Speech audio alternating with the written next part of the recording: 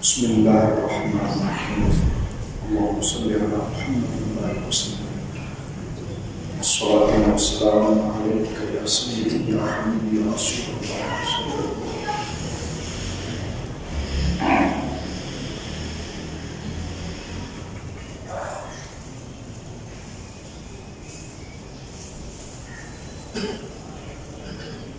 رب اشرح لي صدري ويسر لي امري واحلل عقدة من لساني يفقهوا قولي. الحمد لله المبدئ المعيد الغني الحميد بلف البأس والعقاب الشديد، والصلاة والسلام على أشرف الأنبياء خاتم النبيين سيد المرسلين سيد الأولين والآخرين سيدنا وحبيبنا نبينا وكريمنا ومولانا محمد صلى الله عليه وسلم عبده ورسوله بالهدى ودين الحق والإسلام. أما بعد فأعوذ بالله من الشيطان الرجيم. بسم الله الرحمن الرحيم. وربك يخلق ما يشاء ويختار. آمنت بالله صدق الله العظيم. ببركة إن الله وملائكته يصلون على النبي يا أيها الذين آمنوا صلوا عليه وسلموا تسليما. اللهم صل على سيدنا وحبيبنا ومولانا محمد طب القلوب ودوائها وعافية الأبدان وشفائها ونور الأبصار وضيائها وعلى آله وصحبه وسلم صلاة وسلاما عليك يا سيدي يا حبيبي يا رسول الله صلى الله تعالى عليه وسلم. كلهم لرسول الله ملتمس غرفا من البحر ورشفا من الديم منزه شريك في محاسنه فجوهر الحسن فيه غير متصل. سوى رضا عن ابي بكر وعن عمر وعن علي وعن عثمان ذي الكرم. مولا صل وسلم دائما سرمدا على حبیبک خیر الخلق کلہم. اللہ کی حمد و ثنا نبی محترم نبی معظم باعث تخلیق ارض و سما خاتم النبیین سید المرسلین صلی اللہ علیہ وعلی آلہ وصحبہ وبارک وسلم کی بارگاہ مقدسہ میں انتہائی ادب و احترام کے ساتھ درود و سلام پیش کرنے کے بعد تمام تعریف اللہ وحدہ لا شریک کے لیے ہے. ربیع الثانی کا یہ مہینہ جہاں حضور غوث الثقلین غیث الکونین سرکار غوث اعظم رضی اللہ تعالیٰ عنہ وارضاہ عنہ کے یوم پاک کے ساتھ اور آپ کے ذکر مناقب کے ساتھ ربیع الثانی کا یہ مہینہ بہت مشہور ہے اور مناسبت رکھتا ہے. وہیں کہیں کئی اجلہ اور غوث اعظم رضی اللہ تعالیٰ عنہ کے فیض یافتہ یعنی سلسلوں کے حوالے سے حوالہ در حوالے سے ولایت کے نور کو پانے والی بڑی بڑی اجلہ اور بزرگ شخصیات کے آراس اور ان کے احوال بھی اس مبارک دن کے اندر ہیں. بالخصوص آج کے جمعے میں ہم نے یہ سعادت پائی کہ حضور شیخ المشائخ سرکار نظام ملت والدین حضور سیدنا محبوب الہی خواجہ نظام الدین اولیاء رحمت اللہ تعالی علیہ کہ ان سے پاک سے آج کے اس مبارک جمعے کو ہم نے منسوخ کیا ہے. حضرت خواجہ خواجگان سرکار نظام الدین اولیاء رحمۃ اللہ علیہ محبوب الہی اللہ رب العالمین جل وعلا نے آپ کی ذات کے اندر وہ کمالات رکھے جس کے لیے جاننے کے لیے ہمیں ایک نہیں کئی نشستیں کرنے کی حاجت ہے.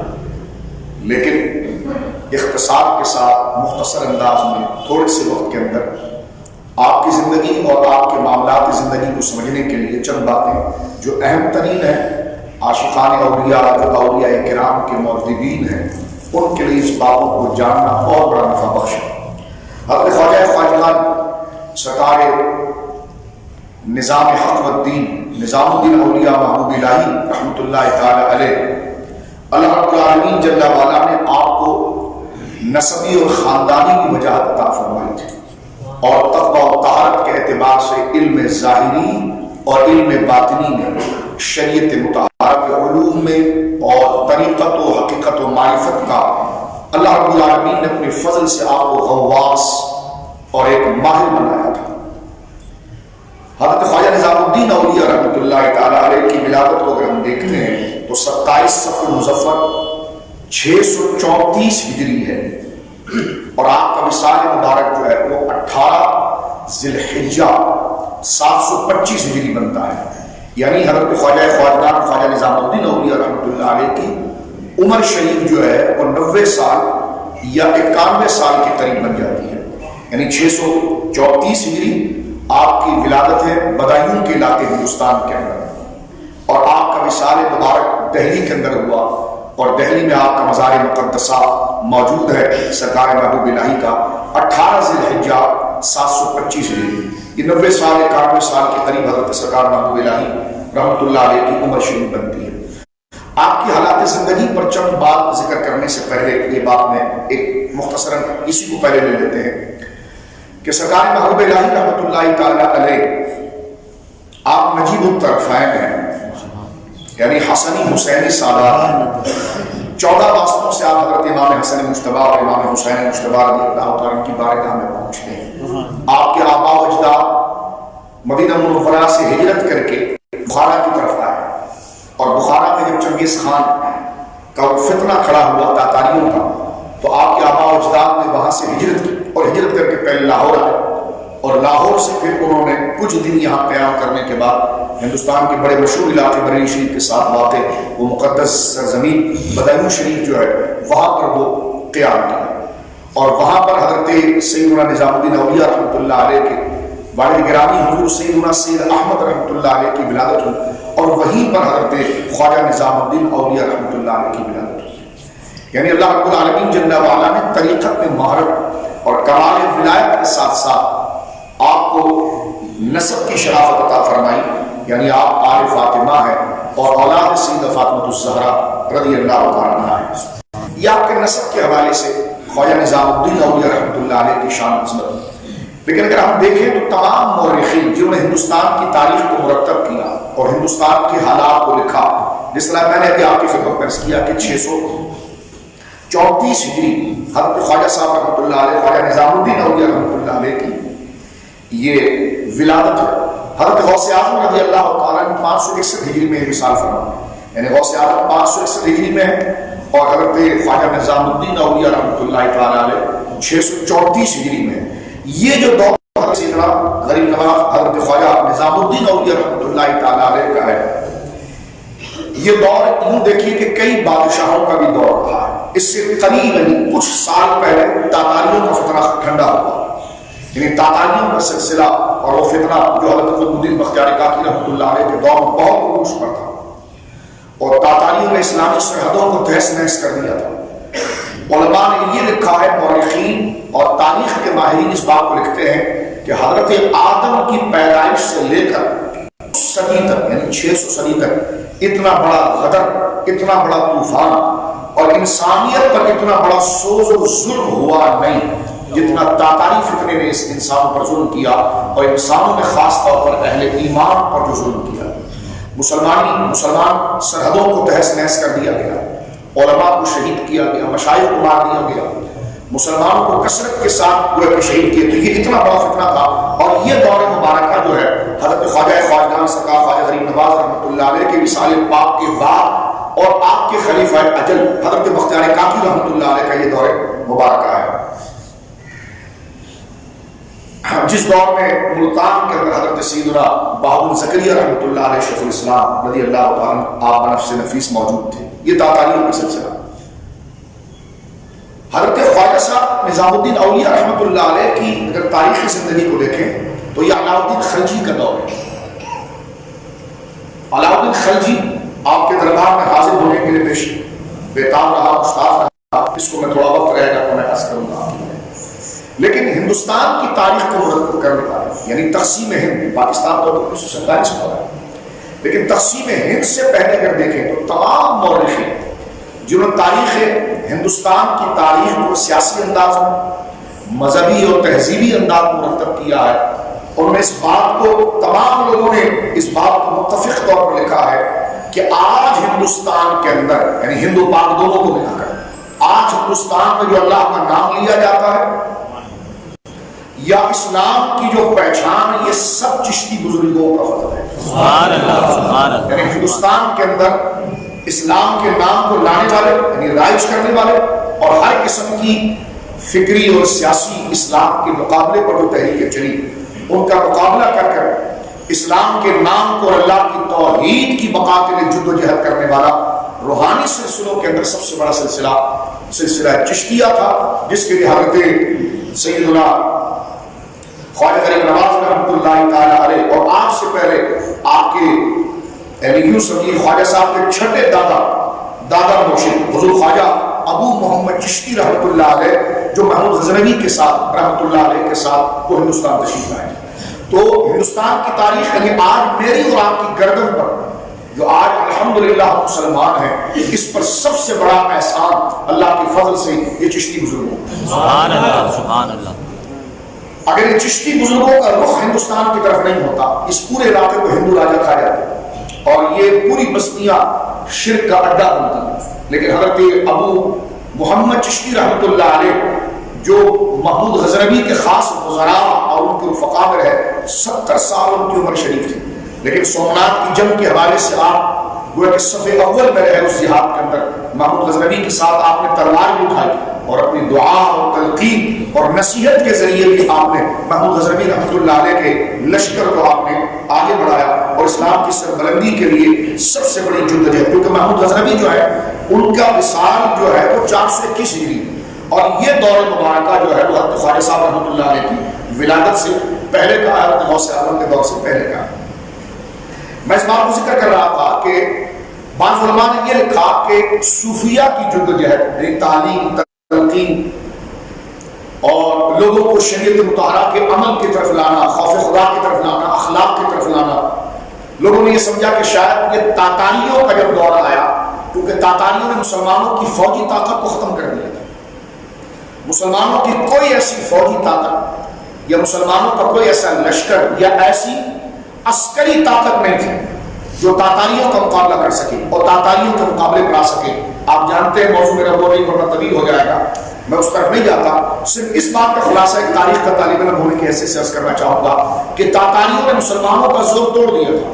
کوئی مسلمان ریاست یہاں تک کہ خلفاء بنو عباس میں بھی یہ جرأت نہیں تھی کہ وہ آگے بڑھ کر تاتاریوں کا مقابلہ کر سکے، اور بغداد پر جو تاتاریوں کا حملہ ہے، بخارا کی طرف جو حملہ ہے، اور ماوراء النہر جو موجودہ تاجکستان، آذربائیجان، یہ مسلمانوں کی جو بستیاں تھیں، اس کو تاتاریوں نے کس طرح ویران کیا۔ اور بڑا مشہور اس بدبخت کا جملہ تھا چنگیز خان کا کہ میں مسلمانوں کی سروں کا سکہ جو ہے وہ مینار بناؤں گا، اور اس نے یہ ساری حرکتیں کر کے دکھائی۔ تو جس وقت مسلمانوں کی سیاست فیل ہو گئی اور پسپا ہو گئی اپنے ظاہری انتشار کی وجہ سے اور دنیا داری کی وجہ سے، اور مسلمانوں کی اکثری یعنی عسکری فوج جو دفاعی طور پر تلوار کے طور پر آگے آ کر دشمنوں سے مقابلہ کرے، وہ بھی عیاشی میں آ کر اور یعنی عیاشی میں آ کر اسلام سے دور ہونے کی وجہ سے ان میں وہ جرأت و طاقت نہیں رہی، جس کی بنا پر وہ پسپا ہوئی۔ تمام مورخین لکھتے ہیں کہ جب تاتاریوں نے مسلمانوں کے زور کو توڑ دیا سیاسی طور پر اور ان کے قلعوں کی اینٹوں کو اپنے پاؤں کے نیچے پاش کر دیا، کوئی فوجی جرنیل اور جرأت کرنے والا شخص ان کے سامنے لڑنے کے لیے تیار نہیں بلکہ بھاگ گئے، اور جو سامنے کھڑے تھے مرد مجاہد کو مار دیے گئے، شہید ہو گئے۔ اس وقت صرف صوفیہ چشتیہ تھے جو اسلام کو بچایا، یا ماوراء النہر کے اندر نشبندی سلسلے کے جو اکابر اولیاء تھے، انہوں نے گلی گلی کوچے کوچے گھر گھر اسلام کے چراغ کو روشن کیا۔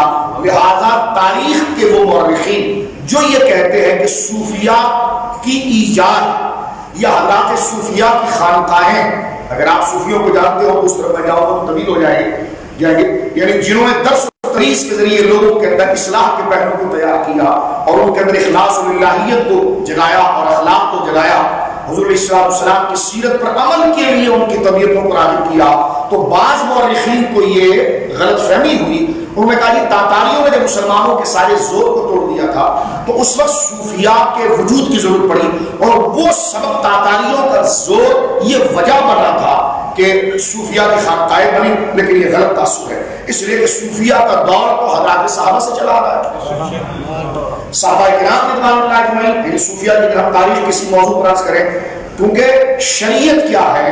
اقوال مصطفیٰ، طریقت اور صوفیت کیا ہے؟ افعال مصطفیٰ، حقیقت کیا ہے؟ احوال مصطفیٰ، اور معرفت کیا ہے؟ علم مصطفیٰ۔ تو گویا کہ یہ کوئی ایسی چیز نہیں جو بعد میں ایجاد کی ہے، یعنی جو سرکار کے قول پر عمل کرے گا وہ شریعت ہے، لیکن اس قول پر کے ساتھ وہ اس قول کو باقاعدہ پریکٹیکل کرنے لگ جائے گا، تو یہی تصوف ہے، یہی طریقت ہے۔ یہ کوئی الگ سے کوئی چیز نہیں ہے، یہ الگ سے کوئی دھرم یا مذہب نہیں ہے، بلکہ طریقت نام اس چیز کا ہے، جس کو علامہ اقبال نے ایک جگہ ذکر کیا تھا اپنے فارسی شعر کے اندر کہ طریقت چیز اے والا صفات، کہ طریقت کیا ہوتی ہے جناب والا؟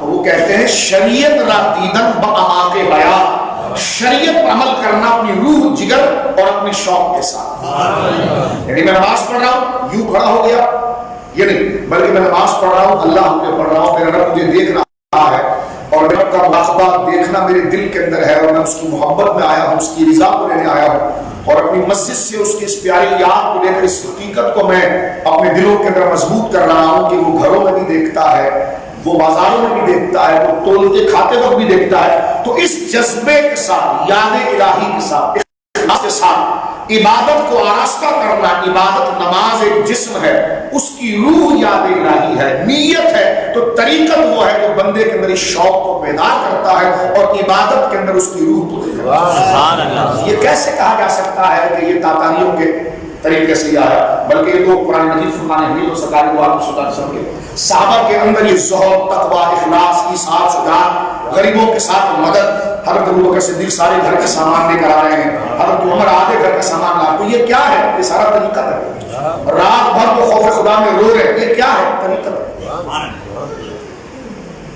جو لایا جا رہا ہے پیسہ، اس کی تحقیق کر رہے ہیں کہ اتنا پیسہ کیوں آ گیا اور گھر میں اتنا کھانا کیوں آ گیا، کہیں غلط چیز تو گھر کے اندر نہیں آ گئی، تو یہ احساس اور محاسبہ، یہ کیا ہے؟ یہ طریقت ہے۔ تو یہ کیسے کہا جا سکتا ہے کہ تاتاریوں کا جو زور تھا، تاتاریوں کے اس حملے کی وجہ سے یہ وجہ بن گئی صوفیہ کو ایجاد کرنے کی؟ یہ غلط تاریخ ہے۔ اصل یہ ہے کہ صوفیہ کا طریقہ جو میں نے آپ کو بتا دیا، یہ تو دور رسالت میں آپ صلی اللہ علیہ وسلم سے جاری ساری، لیکن میں اس پر ایک تاریخی حوالہ آپ کی خدمت میں عرض کر دینا چاہتا ہوں۔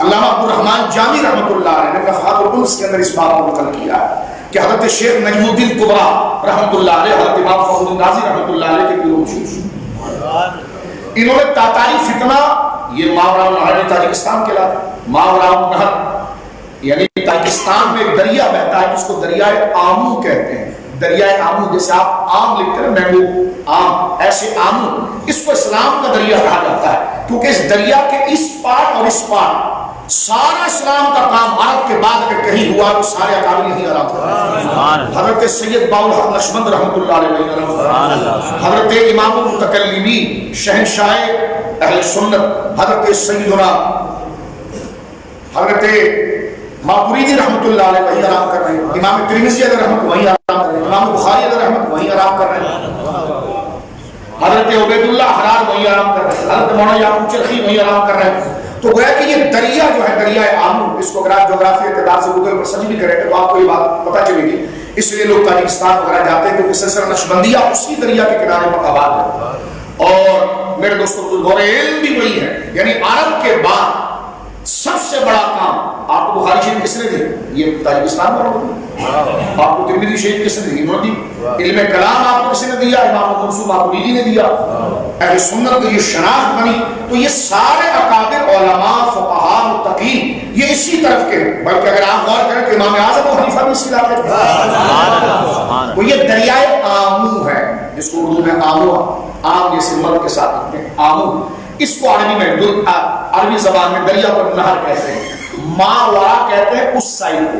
اب دریا بہ رہا ہے دوستو، توجہ کریں، جو ادھر کھڑا ہے اس کے لیے وہ سائڈ دریا کے ادھر ہے، جو ادھر کھڑا ہے اس کے لیے یہ سائڈ ادھر ہے۔ تو ہماری کتابوں کے اندر یہ بات اکثر آتی ہے، ماورا النہر کے علماء نے یہ فرمایا نہر کے متکلمین نے یہ فرمایا، اس سے مراد ہے کہ دریا کے پانچ پر دونوں جانب ساحل پر جو علماء اور مشائخ آرام فرما رہے ہیں، یہ علم کا مرکز تھا، اور سرکار دو عالم صلی اللہ علیہ وسلم کی علم کی وراثت اللہ رب العالمین نے ان بزرگوں کو عطا فرمائی۔ یہ برکت کے لیے میں نے تعارف کرایا تھا کہ ہمارے علم میں ہمارے نقابل حضرت سیدنا سید باؤ نقشبند رحمۃ اللہ علیہ سلسلہ نقشبندیہ کی سب سے اکابر شخصیت، وہ بھی وہاں فرما رہا ہوا۔ تو نجم الدین کبریٰ رحمۃ اللہ تعالیٰ علیہ اسی خطے میں تھے۔ تاتاریوں کا فتنہ آنے سے پہلے آپ نے خانقاہ بنا رکھی تھی۔ خانقاہ کا کام ہوتا تھا کہ عشاء کی نماز کے بعد یا فجر کی نماز کے بعد یا ظہر کی نماز کے بعد ذکر و فکر کی محفل ہو، اللہ کی خشیت، خوف، اس کے حضور حاضر ہونے والی کیفیت کو بیدار کیا جائے۔ زبانیں خطا کرتی ہیں، غلطی کرتی ہیں، اس غلطی کا حساب رب کے سامنے کیسا دیں گے؟ تو معافی، درگزری، یہ تمام احساس اور اخلاق کو اجاگر کیا جائے تاکہ بندے کے اندر سے بہیمیت اور شیطانیت نکلے، اور اللہ کا خوف اور اس کی رضا کے لیے جو دینی تقاضے ہیں اس سے وہ محبت اللہ کے لیے کرے اور دشمنی اللہ کے لیے کرے، اس جذبے کے ساتھ ہو۔ تو حضرت عبدالرحمن جامی رحمۃ اللہ علیہ نے اس قول مبارکہ کو اپنی کتاب نفحات الانس اور اس کے اندر لکھا ہے فارسی میں۔ وہ فرماتے ہیں کہ ایک دفعہ آپ درس دیتے ہوئے بڑے گھبرائی کی کیفیت میں کھڑے ہوئے، سرکار نجم الدین کبریٰ رحمۃ اللہ علیہ، حضرت نجم الدین کبریٰ رحمۃ اللہ علیہ اس لیے اعتبار سے 1221 آپ کا سنہ مثال ہے، اور یہ حضرت خواجہ نظام الدین اولیاء رحمۃ اللہ علیہ کی مثال سے کافی پہلے آپ سرکار نجم الدین کبریٰ رحمۃ اللہ علیہ کھڑے ہوئے، اور کھڑے ہو کر آپ نے اپنے جتنے مریدین یا صوفیہ طالب علم تھے جو فقراء آپ کے پاس ہے، سب کو کہا اپنا بستر اٹھاؤ اور فوراً اپنے دیہات کی طرف لوٹ کر اسی وقت لوٹو، اور ایک سیکنڈ بھی گویا کہ لیٹ نہ کرو، فوراً یہاں سے نکلو، کیونکہ میں دیکھ رہا ہوں کہ ایک آگ مشرق سے آ رہی ہے جو مغرب تک آئی، اور وہ آگ اتنی ہے کہ وہ سب کو جلا کر رکھ دے گی، اور ایسا زبردست فتنہ آنے والا ہے کہ اس سے ایسا امت کے اندر کبھی نہیں آیا ہوگا، اور یہ آپ کا اشارہ تاتاریوں کی طرف تھا، اور آپ نے سارے اپنے مریدین کو وہاں نکالا۔ جب آپ کے علاقے میں تاتاری آئے تو آپ آستانہ چھوڑ بھاگے نہیں، آپ اور حضرت خواجہ فرید الدین عطار رحمۃ اللہ علیہ، یہ وہ دو بزرگ ہیں جو آستانہ اور مدرسہ مسجد چھوڑ کے بھاگے نہیں، بلکہ وہاں کھڑے ہیں اور تاتاریوں سے لڑتے ہوئے جان شہادت ہوئی۔ خواجہ نجم الدین کبریٰ اور حضرت خواجہ فرید الدین عطار رحمۃ اللہ علیہ یہ دونوں اسلامی مجاہد ہیں، اور انہوں نے جان شہادت نوش کیا ہے، تو یہ ظاہر سی بات ہے کہ جب عبادت اللہ کے اس کے دین پر حملہ ہو گیا تو یہ کیسے بھاگیں گے؟ تو میں کہا قل ان صلاتی و نسکی و محیای و مماتی للہ رب العالمین، اللہ فرماتا ہے آپ کہیے میری نماز، میری جان، میری قربانی، میرا جینا، میرا مرنا سب اللہ کے لیے۔ اللہ کے دین پر حملہ ہو گیا تو خانقاہیں ہم نے بنائی، مسجدیں بنائی، ممبر پر بیٹھے کیوں تھے؟ یہ ایک ہی جان ہے، جان دی ہوئی اسی کی، جان دی ہوئی اسی کی تھی۔ حق تو یہ ہے کہ حق ادا نہ ہوا جو مرزا نے کہا تھا غالب نے۔ تو کہنے کا مقصد یہ ہے کہ حضرت نجم الدین کبریٰ رحمۃ اللہ علیہ نے گویا کہ اس جہاد میں شرکت کی۔ بڑا نام میں آپ کی خدمت میں آج جمعے کی برکت سے عرض کرنا چاہتا ہوں جو میری اور آپ کی مغفرت کا گناہوں کی معافی کا ذریعہ بنے گا۔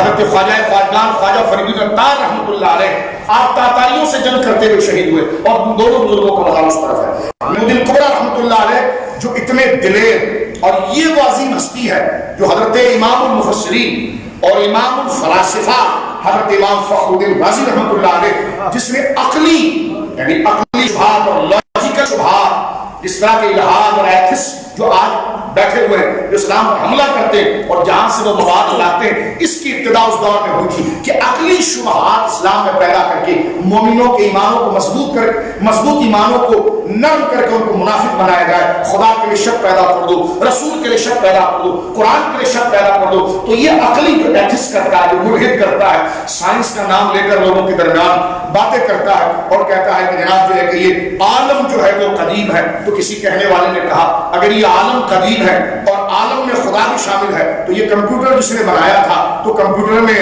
بنانے والا پہلے سے تھا کہ نہیں؟ بنانے والا تو پہلے نہیں تھا، وہ باہر تھا اور کمپیوٹر بعد میں ہوا۔ تو کہنے لگے یہی تو بات ہم کہہ رہے ہیں، جو تیری ایجاد ہے اس سے تو باہر ہوتا ہے، اس کے اندر کیسے آ سکتا ہے؟ تو جو خدا کی ایجاد ہے تو خدا اس میں کیسے آ سکتا ہے؟ تو سمجھانے کے لیے کسی نے ایک چٹکلا اس ملحد کے سامنے گویا کہ ذکر کی۔ تو نجم الدین کبریٰ رحمۃ اللہ علیہ کے مرید حضرت امام راضی ہے، امام راضی، امام غزالی، حضرت غوث اعظم، یہ ایسے لوگ ہیں جنہوں نے اس فتنے کے آگے ایک دیوار باندھی اور لوگوں کے دلوں کو شک سے اور وہم سے بچایا۔ میں آگے بڑھنا چاہتا ہوں خالد صاحب کی بارگاہ میں، لیکن یہ جملہ ذکر کرنا اپنی زندگی کا سب سے سنہرا موقع سمجھتا ہوں جو آپ تک پہنچانا چاہتا ہوں. اللہ اس کے ذریعے ہماری مغفرت فرمائے. ہمیں نہیں پتا اس کے بعد ہماری سانس ہے کہ نہیں، لیکن جو بات ہم کر جائیں گے نا اس وقت، وہ انشاءاللہ دنیا و آخرت میں اللہ کی رحمت میں مقدر کا خیال ضرور دے گی. حضرت نجم الدین کبریٰ پیر و مرشد ہے حضرت سیدنا امام المفسرین تفسیر کبیر کے مصنف حضرت امام رازی کے بارے میں حضرت اعلیٰ حضرت نے لکھا ہے کہ جب وہ خود عقلیات کے امام تھے، ان کے وصال کے وقت شیطان ان کے پاس آیا اور کہنے لگا راضی تم خدا کو ایک مانتے ہو، کیا دلیل ہے تمہارے پاس، عقل سے بیان کرو. آپ نے 300 سے زیادہ دلیلیں دی اور شیطان تو بھی شیطان تھا، اس نے ہر دلیل کو توڑا. نجم الدین کبریٰ رحمۃ اللہ علیہ نے ان پر القاء کیا، یہ جو کشف کا طریقہ ہے، فرمایا کیوں نہیں کہتا کہ میں خدا کو بغیر کسی دلیل کے ایک مانتا ہوں، مجھے کسی دلیل کی کیا ہے، میرے رسول نے کہہ دیا. تو اب آپ دیکھیے کہ وہ ایسا پیر جو اپنے مرید کے لیے تصرف کر کے وقت نزاع اس کے ایمان کو بچائے، تو بتاؤ نجم الدین کبریٰ کتنی بڑی ہستی ہوگی. اور نجم الدین کبریٰ کو جس نے نجم الدین بنایا ہوگا وہ کتنا عظیم ہوگا، اور اس کے مرشد کو جس نے یہ مقام دیا ہوگا وہ کتنا ہوگا. اس لیے شیخ نجم الدین کبریٰ کے پیر و مرشد ہے شیخ مصری رحمۃ اللہ علیہ، اور یہی شیخ محی الدین ابن عربی کے بھی پیر ہے. اب آپ دیکھیں محی الدین ابن عربی کے بھی یہی پیر ہے شیخ مصری مغربی، اور یہ نجم الدین کبریٰ کے بھی مرید ہے. اب آپ بتائیے کہ جس شیخ مصری کے پاس دو ایسے جواہر آئے محی الدین ابن عربی جیسے اور نجم الدین کبریٰ جیسے، تو وہ پیر کتنا باکمال ہوگا. اس سے پوچھتے ہیں یہ کرم آپ کیسا ہوا، وہ کہتے ہیں میں مرید سید عمار سہروردی کا ہوں، اور سید عمار سہروردی کہتے ہیں کہ میں مرید شیخ ابو نجیب سہروردی کا ہوں، اور وہ کہتے ہیں میں غلام بخش اعظم کا ہوں. راج کس شہر پہ کرتے نہیں تیرے قربان، بان کس نہر سے لیتا نہیں دریا تیرا، مزرعہ چشت و بخارا و ناگو اجمیر. کون سی قسط کہتے ہیں کھیت کو، تو کون سی قسط نہیں یا غوث اعظم جس پہ برسا نہیں چھالا.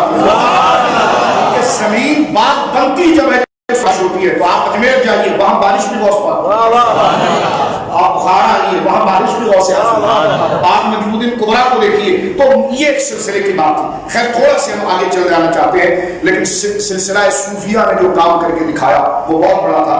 ہمارے علماء نے لکھا کہ ہلاکو خان جو چنگیز خان کا پوتا تھا، اس کا پوتا غازان خان جو حضرت نجم الدین کبریٰ کے خلیفہ کے ہاتھ پر مسلمان ہو گیا. یعنی اب آپ دیکھیے جو اسلام کو مٹانے آئے تھے، اللہ رب العالمین جل وعلا نے اسی میں علماء ان کو مسلمان نہ کر سکے، تلوار ان کی گردن، مسلمانوں کی فوج ان کی تلواروں کو نیچے نہ کر سکی، ان کی گردن اور دل کو جس نے نیچے کیا ہے وہ صوفیہ کرام.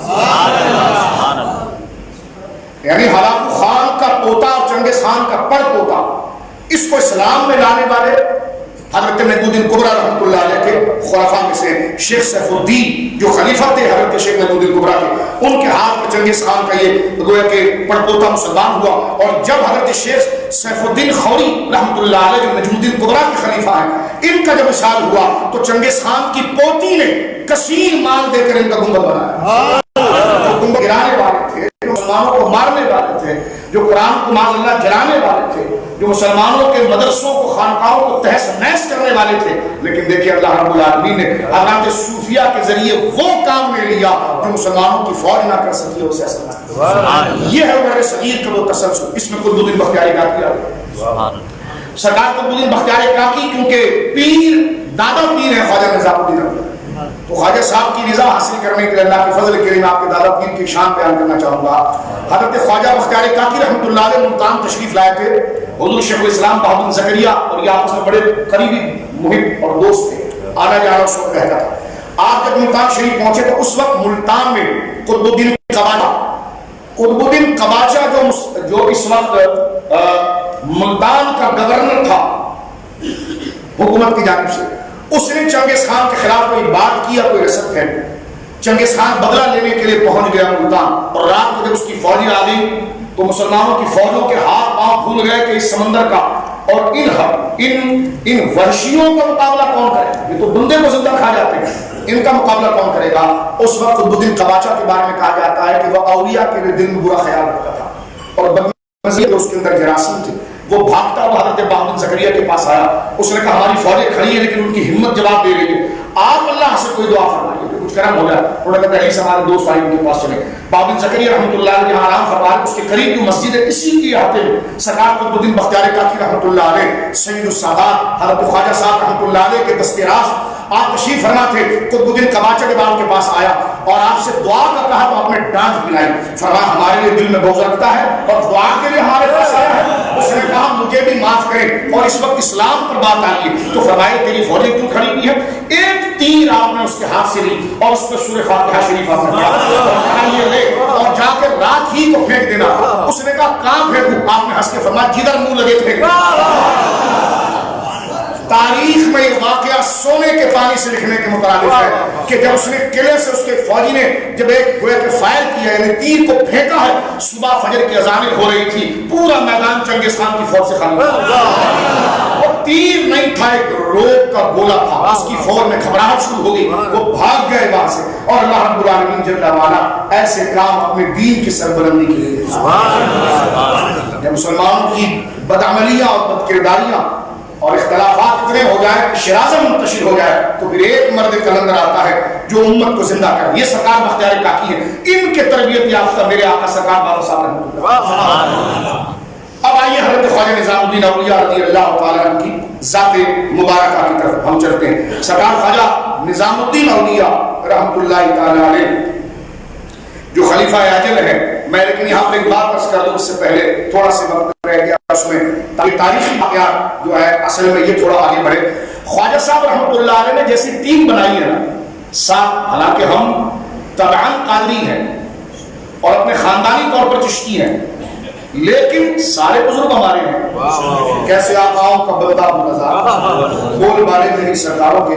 میں نے آپ کے سامنے یہ جذباتی دعویٰ نہیں کیا. آپ تاریخ کی کتابیں کھولیں اور پڑھیں تو آپ دیکھیں گے کہ تقسیم ہند سے پہلے تاتاریوں کے فتنے سے لے کر آج تک اگر ہندوستان کی زمین پر اللہ کا نام آیا تو لائے چشتی تھے. محمود غزنوی اگر آئے اسلام کے لیے تو ان کے پیچھے چشتی بزرگ تھے. خواجہ غریب نواز رحمۃ اللہ علیہ ہے تو شہاب الدین غوری کو آپ نے طلب کیا. پھر آپ ہی کے جوتے اٹھانے والوں میں قطب الدین بختیار کاکی جو آپ کے خلیفہ ہیں ان کے غلاموں میں سلطان التمش ہے. سلطان التمش کے غلاموں میں قطب الدین ایبک ہے. اب یہ جتنے ہندوستان کے بڑے بادشاہ ہیں یہ سارے چشتی. سلطان التمش تو وہ خوش نصیب ہے جس نے خواجہ صاحب کی زیارت کی ہے. قطب الدین ایبک کے گھر میں سلطان التمش بچپن کی حالت کے اندر گویا کہ پھر رہے تھے. خواجہ صاحب تشریف لائے اجمیر شریف سے دہلی. اس بچے کو کھیلتا ہوا دیکھا تو اپنے مرید خاص اور خلیفہ اجل قطب الدین کا ہاتھ پکڑ کے فرمایا ارے قطب الدین یہ تو بڑا سعادت مند بچہ ہے اور میں یہ دیکھتا ہوں یہ وقت کا سلطان ہوگا. اور سلطان التمش کو اللہ نے وہ مقام عطا فرمایا کہ جنہیں رات کو خواب میں حضور کی ذات ہوتی. آپ کو سرکار دو عالم صلی اللہ علیہ وسلم نے ایک حوض بنانے کا کہا جو بڑا عظیم ہے. اس کی کئی حکمتیں تھیں. وقت مختصر ہے. حضرت شیخ عبدالحق محدث دہلوی نے اخبار الاخیار میں لکھا ہے آپ صبح اٹھے اور اپنے پیر و مرشد کے پاس گئے کہ اس حوض کے بارے میں پوچھے. دربار میں داخل ہوئے تو قطب الدین بختیار کاکی نے فرمایا تمہیں یاد نہیں رہا کہ نام رسول اللہ نے کون سی جگہ بتایا. اور آج بھی دہلی کی آپ تاریخ پڑھیں گے تو حوض شمسی آج بھی مشہور ہے. وہ حوض شمسی تھا ہی وہ جس کو خواب میں رسول کریم صلی اللہ علیہ وسلم نے ان کو یہ وہ بادشاہ تھے جو بیٹھے سیاسی منصب پر تھے لیکن حضوری کا مقام یہ تھا. عقیدے میں اتنے اعلیٰ تھے اور اولیاء سے چاہنے والے تھے کہ وہ حضوری میں تھے. ان کو رسول اللہ کی زیارت ہوا کرتی. قطب الدین ایبک کو اگر آپ دیکھیں سلطان التمش کی بیٹی رضیہ سلطانہ کو آپ دیکھیں یہ سارے جو حکومت کے سلسلے آپ اگر دیکھیں گے تو میرے دوستوں یہ سارے مشائخ کے فیض یافتہ ہیں. لیکن ہندوستان کے اندر جو کام ہوا میں اس پر چند باتیں یہاں پر آخر عرض کر دیتا ہوں. خواجہ صاحب نے جو ٹیم بنائی نا ہم سارے سلسلوں کا ادب کرتے ہیں لیکن جیسے تین چشتیوں نے بنا کر ہندوستان کو یعنی ایک کے بعد ایک کچھ تر کچھ اتنا بڑا اتنے بڑے بڑے آدمی آئے کہ ان کے مقابلے کا کوئی بھی سلسلہ چلا. بڑے شیخ کے خلیفہ رہے خلیفے کے بعد کوئی اتنا معتبر بندہ نہیں. یہ ان کے بعد خواجہ صاحب کو دیکھیے رحمۃ اللہ علیہ. حضرت خواجہ رحمۃ اللہ علیہ کے خلیفہ اجل کون ہوئے؟ بختیار کاکی رحمۃ اللہ. سرکار حمید الدین ناگوری رحمۃ اللہ ہزاروں آپ کے خلفاء ہیں. حضرت صرف بختیار کاکی رحمۃ اللہ علیہ کو اگر آپ دیکھیں گے تو سرکار بختیار کاکی رحمۃ اللہ علیہ کے مرید اجل کئی خلفاء میں سے حضرت بابا فرید رحمۃ اللہ. بابا فرید کے کئی خلفاء میں آپ کے بھانجے جو سید و سادات ہیں میرے آقا حضرت صابر رحمۃ اللہ کریئر والے سہارنپور. اور خواجہ نظام الدین اولیاء رحمۃ اللہ علیہ. اب آپ دیکھیے پنجاب اور بنگال جو اس وقت ہندوؤں کے کنٹرول میں تھا، اسلام کے چراغ کو روشن کرنے والے چشتی بزرگ ہیں. پنجاب کے اندر کون آئے؟ حضرت صادق پیر رحمۃ اللہ سہارنپور میں. ان کے بعد مریدین کے اندر حضرت عبدالقدوس گنگوہی رحمۃ اللہ جو چشتی سلسلے کا کافی بزرگ ہے. یہ سہارنپور کا یہ پوری پٹی. بنگال کے اندر اگر آپ آ گئے تو خواجہ نظام الدین اولیاء کے خلیفہ حضرت اخی سراج الدین رحمۃ اللہ علیہ جنہوں نے وہاں خانقاہ بنائی اور خانقاہ خواجہ غریب نواز بنا کر لوگوں کے اندر اسلام کی محبت اور دین اور اسلام کو پھیلایا، ان کے مرید بنے ہیں بنگال کے اندر حضرت شیخ علاء الحق رحمۃ اللہ علیہ، اور ان کے اجلہ مریدوں میں حضرت مخدوم سمرانی. تو آپ اندازہ لگائیے کہ خواجہ نظام الدین اولیاء رحمۃ اللہ علیہ کا فیض اس بنگال کے علاقے اور اس ہندوستان کی سرزمین کے اندر کیسا اعلیٰ اور کیسا افضل تھا. علاؤدین خلجی جو ہے، علاؤدین خلجی یہ خود تاتاریوں میں سے، جب تاتاری مسلمان ہو گئے تو یہ خلجی قبیلہ چلا. علاؤدین خلجی کو کسی نے نظام الدین اولیاء رحمۃ اللہ علیہ کے بارے میں یہ کہا کہ خواجہ نظام الدین اولیاء جو ہے وہ سلطنت پر قبضہ چاہتے ہیں. جو سیاسی حاصل ہوتے ہیں وہ اثر پھیلاتے ہیں، آپ کے خلاف ہیں، آپ کے خلاف باتیں کرتے ہیں وغیرہ وغیرہ. تو بادشاہ اس چیز کو کیونکہ علاؤدین خلجی جو ہے وہ بڑے نرم مزاج اور اولیاء کا عاشق شخص تھا، بیٹا بدبخت تھا جس کو مبارک خلجی کہا جاتا ہے، بیٹا بڑا بدبخت تھا جو تاریخ کے اندر موجود ہے. علاؤدین خلجی کو جو بہت بڑا بھڑکایا تو بادشاہ کو اپنی کرسی اور اپنی ریاست چاہیے، اس نے خط لکھا اور اس خط کے اندر اس نے خواجہ صاحب سے یہ پوچھا کہ آپ میرے بارے میں کیا کہتے ہیں، میری سلطنت کے بارے میں کیا کہتے ہیں. کہا یہ خواجہ صاحب کچھ نہ کچھ لکھ کر دیں گے، اور اپنے وزیر کو خضر خان کو روانہ کیا. خواجہ نظام الدین اولیاء رحمۃ اللہ علیہ کیونکہ بادشاہ کے دربار میں نہیں جاتے تھے، کسی دنیا دار شخص سے ملاقات نہیں رکھتے تھے، لیکن بادشاہ کی ایجنسیوں نے بتایا کہ یہ تو پورا علاقہ یہ تمہارا جو وزیر ہے علاؤدین خلجی ہے خضر خان، یہ خود ان کا غلام ہے. تو کہیں ایسا نہ ہو کہ تمہاری فوج کے بڑے بڑے جنرل ان کے مرید ہیں، تمہارے سیاسی کیبنٹ کے لوگوں کے مرید ہیں، کہیں ایسا نہ ہو کہ پیر صاحب تمہارا ہی تختہ پلٹ لیں. تو بادشاہ کو فکر لائی، تو بادشاہ نے خط لکھا اور بھیجا علاؤدین خلجی نے خواجہ نظام الدین اولیاء کی بارگاہ کہ آپ میرے بارے میں کیا کہتے ہیں. خواجہ صاحب کی بارگاہ میں جب خضر خان پہنچا تو آپ نے خط کو صرف ہاتھ سے پکڑا تھا، پڑھا نہیں، اور اپنے مجمع میں کہنے لگے ہم تو درویش لوگ ہیں، ہمیں کرسیوں سے کیا کرنا ہے. ہم تو اسلامی بادشاہوں کے لیے دنیا میں بھی دعا کرتے ہیں، اپنی آخرت میں بھی دعا کرتے ہیں، کریں گے، اور گویا کہ ہم تو اپنی خلوت میں بھی دعا کرتے ہیں. علاؤدین خلجی کو جب یہ بات پتا چلی تو اپنے حاصلوں کو ڈانٹ پلائی. اس نے کہا میں پہلے جانتا تھا کہ اللہ کے نیک بندے کبھی مسلمانوں کی سلطنت کو تخت و تاراج نہیں کرتے. اب اس نے حضرت خواجہ سے بہت دل لگا کہ حضور میں آپ کی زیارت چاہتا ہوں. فرمایا زیارت کیا کریں گے؟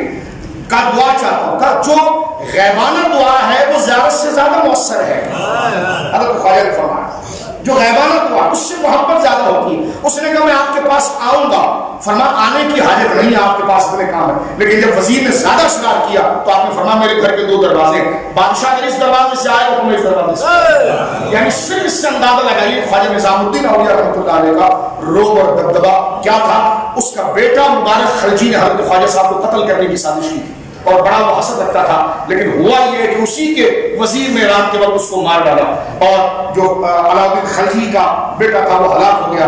تو یہ خواجہ نظام الدین اولیاء رحمۃ اللہ علیہ کے تاریخ مختصر انداز میں یہ جھلکیاں ہیں. آپ اندازہ لگا رہے ہوں گے کہ میں کتنی جلدی آپ کے سامنے تاریخ کے چنچل جھروکے کے یعنی آپ کے سامنے کھڑکیاں کھول رہا ہوں. اگر ایک ہی جگہ پر رک جائے تو گھنٹوں ان فضاؤں پر، لیکن ختم کرتے ہوئے میں امام سنت کے بارے میں پیش کرنا چاہتا ہوں. سرکار حضرت فاضل بریلوی رحمۃ اللہ علیہ کہتے ہیں کہ میں اپنے والد گرامی امام المتکلمین حضرت مولانا نقی علی خان صاحب رحمۃ اللہ علیہ کے ساتھ حضرت محبوب الہی کی بارگاہ میں حاضر ہوا. کہتے ہیں اس وقت میرے ساتھ تاج الفحول محبوب الاولیاء اور علماء حضرت عبدالقادر بدایونی رحمۃ اللہ علیہ جو اعلیٰ حضرت جن کا بڑا ادب کرتے تھے، اور یہی اعلیٰ حضرت فاضل بریلوی کو ماہرہ مقدسہ بیعت کرنے کے لیے لے گئے. آپ عبدالقادر بدایونی رحمۃ اللہ علیہ اور اعلیٰ حضرت کے والد گرامی بڑے اچھے دوست تھے، اور اعلیٰ حضرت سے جب پوچھا گیا کہ آپ اپنے عصر میں سب سے بڑا عالم کس کو مانتے ہیں، فرمایا صرف 2 کو، ایک والد گرامی مولانا نقی علی خان صاحب، ایک تاج الفحول عبدالقادر بدایونی رحمۃ اللہ علیہ. اعلیٰ حضرت فرماتے ہیں میں جوانی کے عالم میں جب ان بزرگوں کے ساتھ خواجہ نظام الدین اولیاء کی بارگاہ میں پہنچا تو میں بھی دروازے میں حاضر نہیں ہوا تھا کہ یہ دونوں بزرگ اندر چلے گئے، جا کر آپ کے مواجہ کے سامنے بیٹھ گئے اور اتنا شور تھا کوئی جیسا مضاموں کے باہر گویا کہ کوئی ترتیب نہ ہو، کوئی نظم نہ ہو، شور شرابہ ہوتا ہے. کہتے ہیں میرے والد صاحب اور حضرت طالب فہول جو ہے وہ دونوں گئے اور وہ ایسے بیٹھ گئے مراقبے کے اندر کہ جیسے کوئی آواز ہی نہیں آ رہی. تو آپ نے فرمایا کہ میں بڑا پریشان ہوں کہ اس آواز اور شور میں اپنی مزاج کو کیسے حاضر کروں گا، میں کیسے سلام پیش کروں گا، میں اپنے اندر کیسی کیفیت کو پاؤں گا. یہ تو نیک لوگ ہیں، جب چاہے دنیا کے ساتھ وابستہ ہو جائے، جب چاہے دنیا کو دل سے نکال دے. فرمائیے سامنے آ کر بیٹھے ان پر تو کوئی کیفیت ہی نہیں. اعلیٰ حضرت کہتے ہیں کہ میں نے دروازے پر کھڑے ہو کر خواجہ نظام الدین اولیاء کی بارگاہ میں عرض کی کہ حضور ان پر کرم ہوا ہے تو مجھ پر بھی کرم ہوا. آپ فرماتے ہیں یہ کہہ کر کہ میں نے دروازے کی دہلیز میں پہلا قدم رکھا تو میرے کانوں سے آواز غائب ہو گئی. فرماتے قدم میں نے جب اٹھا کر پھر باہر رکھا تو آوازیں شروع ہو گئی. فرمایا پھر جب میں نے قدم رکھا آوازیں غائب ہو گئی. فرمایا اس حالت کے اندر میں دربار میں آیا اور جب تک میں فاتحہ شریف پڑھتا رہا اور آپ کے حضور حاضر رہا مجھے کوئی شور ہو گئی کی آواز نہیں آئی. کہتے جب میں اٹھ کر باہر گیا تو وہی بازار کا شور تھا وہ کچھ ہوتا. اللہ رب العالمین جل وعلا حضور خواجہ خواجگان سرکار نظام ملت و دین جو حضرت سیدنا بابا فرید رحمۃ اللہ علیہ سے استفاضہ فیض کرنے والے، آپ اپنے وقت کے شیخ المشائخ تھے، امام اہل سنت تھے.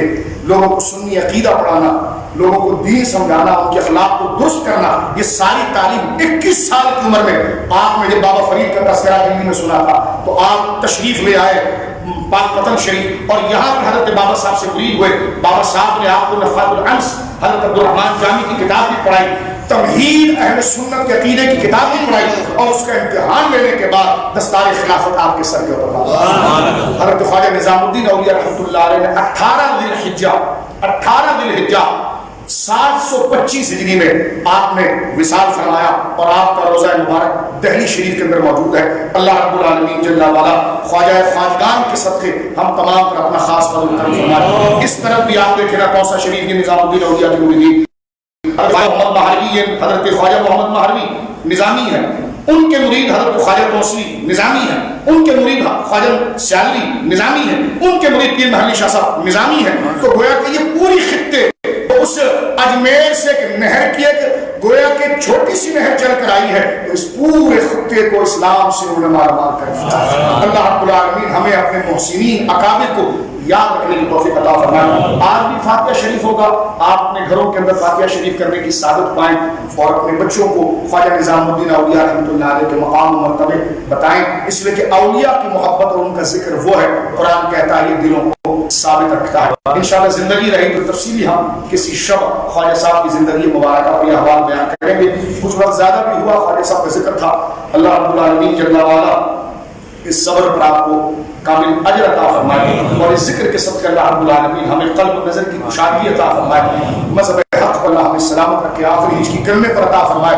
ہماری زبانوں کی لرزشوں کو اور ہماری فکری آزادی کو اللہ معاف کر کے ہمیں صراط مستقیم پر